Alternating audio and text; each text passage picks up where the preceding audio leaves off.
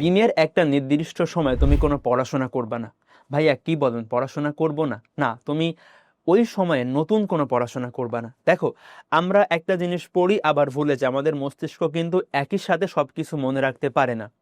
তো তুমি যখন একটা জিনিস পড়বা তুমি আবার ভুলে যাবা, তোমাকে আবার সেটা রিভিশন করা লাগবে। সো আমি তোমাকে বলবো, দেখো তুমি অনেক পড়াশোনা করছো, তুমি প্রতিদিন নতুন নতুন জিনিসপত্র পড়ো, বাট তুমি যদি নতুন নতুন জিনিসপত্র পড়ার সাথে সাথে পুরোনো জিনিসগুলো আবার ভুলে যাইতে থাকো, তাহলে কিন্তু একটা লস প্রজেক্ট হয়ে গেল এটা। সো অবশ্যই তোমাকে পুরোনো পড়াগুলা রিভিশন দেওয়া লাগবে। এখন ভাই রিভিশন আমি কিভাবে দিব?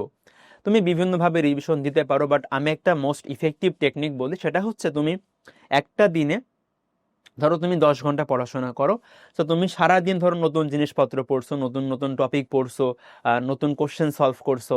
তুমি যখন রাত্রে ঘুমাতে যাবা, তুমি ঘুমাতে যাওয়ার 10 থেকে 15 মিনিট আগে, মানে তোমার পড়াশোনা শেষ করার, তোমার রাতে পড়াশোনা শেষ করা 10 থেকে 15 মিনিট তুমি রাখবা রিভিশনের জন্য। এটা রাখতেই হবে।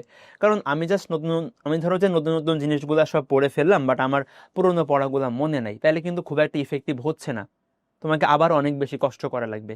তো তুমি যেটা করবা, রাত্রে পড়াশোনা শেষ করার 10 থেকে 15 মিনিট তুমি রাখবা হচ্ছে রিভিশনের জন্য। এটা তোমাকে করতেই হবে। তুমি সারাদিনে যা যা পড়ছো তুমি সব কিছু একবার একটু চোখ বুলাবা। তুমি ওই 10 থেকে 15 মিনিট টাইমে সারাদিনে যা যা পড়ছো, যে যে কোশ্চেন সলভ করছো, যে বইগুলা পড়ছো, বা যে তুমি টপিকগুলা পড়ছো, তুমি ওইগুলা একটু চোখ বুলাই যাবা যে আমি আজকে কি কি পড়ছি।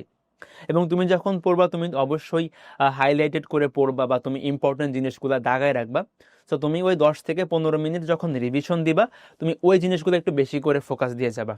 তাহলে দেখা যাবে তুমি একদিনে তোমার সবগুলা জিনিস রিভিশন হয়ে যাবে। এবং দেখবা, তুমি যখন একদিন নতুন জিনিস পড়ার পরে আবার রাতে রিভিশন দিয়ে ঘুমাবা, তোমার দেখবা ওই জিনিসটা অনেক বেশি দিন মনে থাকবে।